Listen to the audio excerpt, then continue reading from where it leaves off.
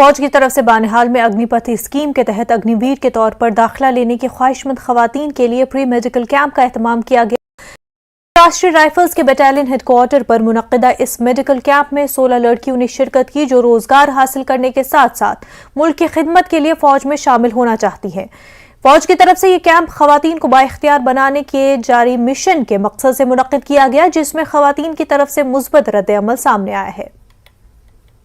पहले तो मतलब खाली बॉयज़ को ये अपॉर्चुनिटी मिलती थी, मगर इस टाइम जो है गर्ल्स को भी ये अपॉर्चुनिटी मिली है कि वो भी अपने आप को एक्सप्रेस करे कि वो भी कुछ हैं। तो इसलिए मैं सभी मतलब गवर्नमेंट्स, प्राइम मिनिस्टर वगैरह सबका मैं शुक्रिया करती हूँ कि मुझे ये मौका मिला है, और मैं चाहती हूँ कि को ये अपॉर्चुनिटी मिले कि वो भी देश के लिए कुछ कर सकती हैं।